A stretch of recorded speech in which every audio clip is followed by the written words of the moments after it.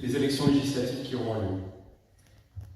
Les enjeux, comme d'habitude, sont énormes, mais ils le sont d'autant plus aujourd'hui avec la crise climatique qui nous menace et qui engendrera ou aggravera la crise sociale qui, elle aussi, a déjà commencé. La question que j'invite chacun d'entre nous à se poser, c'est comment dans un monde fini, où les ressources naturelles sont limitées, où le climat aujourd'hui est bouleversé, où les richesses sont inégalement réparties, faire cohabiter sans conflit militaire 7,8 milliards d'humains. C'est un défi énorme, c'est le défi de notre génération aujourd'hui.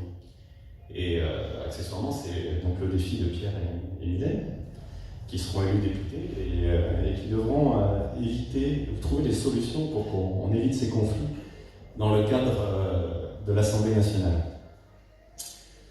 Je pense qu'un des dogmes aujourd'hui qu'il faut que nous arrivions à remettre en cause, c'est le dogme de la consommation effrénée, comme étant la seule source de bonheur possible dans notre société.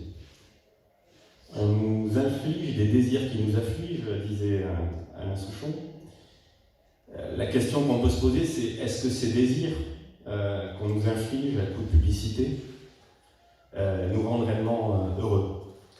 Ce qui est sûr, c'est qu'ils nous rendent malheureux en créant des frustrations chez de très nombreux citoyens qui n'ont pas les moyens d'accéder aux derniers gadgets technologiques dont on nous dit qu'ils vont nous rendre plus heureux.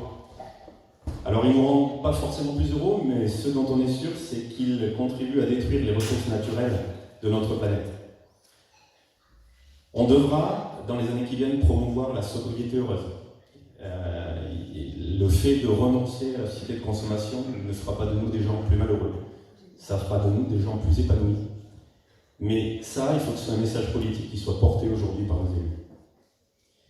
Ensuite, nous devrons aussi lutter avec détermination pour notre autonomie énergétique et pour la sortie urgente des énergies fossiles. Ça tombe bien, ces deux objectifs sont liés.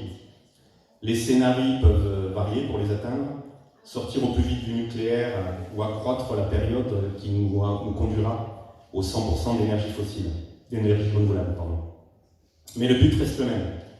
Nous devrons, nous le savons, faire trancher le chemin à choisir par le peuple après un débat public sur le sujet, puisque, y compris au niveau de notre alliance de la NUPES, on a quelques petites divergences sur ce sujet-là, et je crois qu'on est quand même d'accord sur un principe de base qui est que c'est le peuple qui doit choisir, et donc après un débat avec des spécialistes et des échanges que nous pourrons avoir, nous, citoyens, sur le sujet, nous serons à même de faire le choix qui sera le meilleur pour notre société.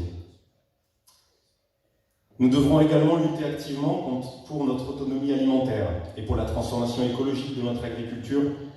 Étienne en a parlé. Là encore, ce sont deux objectifs complémentaires.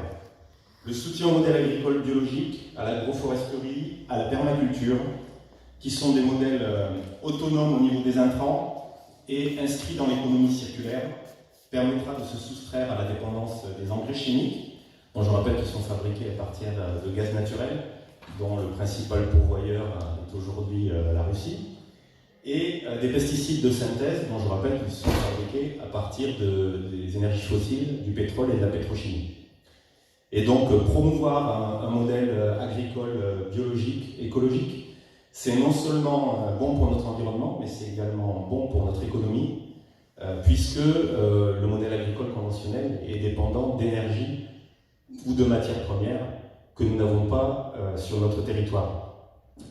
Ces autonomies alimentaires et énergétiques nous permettront de maîtriser les prix de ces deux biens indispensables à la vie de nos concitoyens et de leur redonner du pouvoir d'achat. Elles nous redonneront aussi la liberté politique propre à tous les pays, ne dépendant pas des ressources naturelles d'autocratie étrangère.